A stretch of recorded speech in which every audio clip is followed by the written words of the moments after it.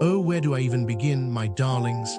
Let me weave for you the tragic tapestry of my days at the Universidad Nacional del Noroeste de la Provincia de Buenos Aires, a place where dreams go to die slowly, like a houseplant forgotten in a dark corner.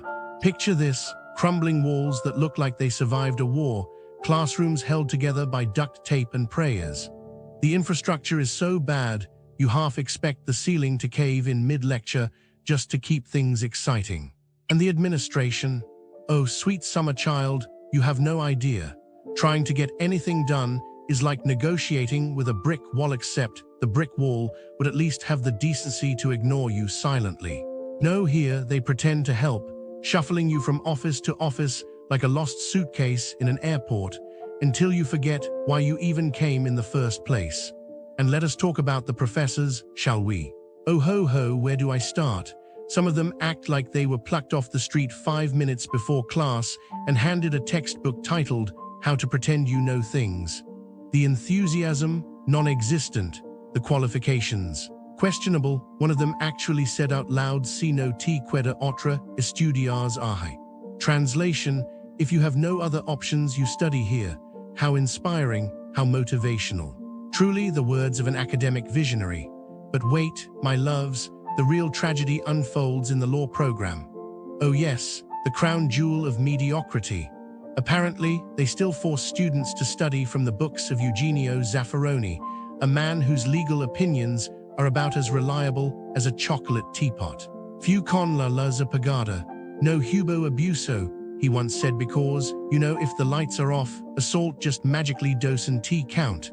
How progressive, how utterly enlightened. And here I was, naive little me, thinking law school was about justice, not institutionalized victim blaming. And the campus, oh, the campus, walking through it at night is like starring in your own low-budget horror film. Poor lighting, zero security, just you, the shadows, and the very real possibility of being mugged before your midterms. The cafeteria food is another masterpiece of despair. Overpriced slop that looks like it was scraped off the floor of a prison kitchen. Bring your own lunch, unless you enjoy the taste of regret and food poisoning. Career services? That's a good one. They might as well not exist. Need an internship? A job? A single shred of guidance? Too bad. You ray on your own, baby. The bureaucracy is endless, stacking forms upon forms, jumping through flaming hoops just to get a signature from someone who probably forgot your name the second you left the room. And do not even get me started on the online resources. A relic from the early 2000s, frozen in time like some cursed digital artifact. Slow, outdated, impossible to navigate, like trying to read hieroglyphics after 3 shots of tequila. So here I am, left with a degree that feels incomplete, like a cake that never fully baked. A diploma from a... The businesses near Universidad Nacional del Noroeste de la Provincia de Buenos Aires are a mixed bag, but leaning heavily toward disappointment. If you are expecting quality, consistency, or even basic decency, prepare to lower those expectations. The area is plagued by overpriced mediocrity, poor service, and in some cases, outright negligence. Let us start with the shopping experience. Shopping centers near the university are overcrowded, poorly maintained, and expensive. Unicenter shopping, for example, is a place where dreams of a pleasant retail experience go to die. The bathrooms are filthy, the air conditioning is either broken or non-existent, and the prices are high enough to make you question if you accidentally wandered into a luxury boutique instead of a standard mall. One visitor described it as a soul-destroying horror in a box, which honestly sounds about right. Then there is Plato's Closet, a second-hand store that seems to operate on the principle of rejecting as much as possible while offering insultingly low payouts. People bring in brand-name items, sometimes with tags still attached, only to be told their clothes are not good enough. Meanwhile, the store is filled with questionable fashion choices that look like they were pulled from a 2016 clearance bin. Worse yet, multiple customers have reported feeling racially profiled, with staff singling them out for bag checks while ignoring others. If you are looking to sell your clothes, you might have better luck setting up a cardboard sign on the street. Bakeries in the area are another gamble. Malcriada Bakery de Barrio has a reputation for serving more than just pastries. Some customers have found rocks in their cookies, leading to dental disasters. Others have suffered food poisoning, and one unlucky diner witnessed the owner physically assaulting a customer. The place is cramped, the service is hostile, and the food is hit or miss, mostly miss. If you want a peaceful coffee break, this is not the spot. Nightlife is not much better. Kimbara, a local club, has been described as a place where danger is part of the experience. Reviews mention everything from violent altercations to poor ventilation that leaves the place smelling like a locker room. One patron warned that it is a good place to get robbed, while another mentioned a guard getting slashed in the face. If you are looking for a fun night out, you might want to travel farther away. Dining options are equally unreliable.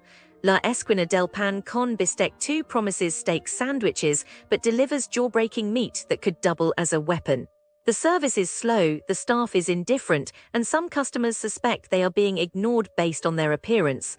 El Estribo, a Peruvian restaurant, has a habit of adding hidden charges, like automatic 20 tips on takeout orders. The food is overpriced, the wait times are absurd, and the owners seem to have a personal vendetta against customer satisfaction. If there is one thing to take away from this, it is that businesses near Universidad Nacional del Noroeste de la Provincia de Buenos Aires operate with a shocking lack of care. Whether it is price gouging, neglect, or outright hostility, the pattern is clear. Travelers should be cautious, bring patience, lower expectations, and maybe pack a lunch. You know, I've been looking into these tales around Universidad Nacional del Noroeste de la Provincia de Buenos Aires. And it's like, the stories just tug at your heart, you know. It's not just about the money or the stuff, it's the betrayal of trust that really gets to you. So, there's this quaint little shop near the university, right? It's the kind of place that looks like it's been there forever, with all these charming trinkets and souvenirs. But as it turns out, some tourists found out the hard way that not all is what it seems. They were sold these authentic Argentine artifacts, which, spoiler alert, were about as authentic as a $3 bill. I mean, you can imagine the disappointment, can't you?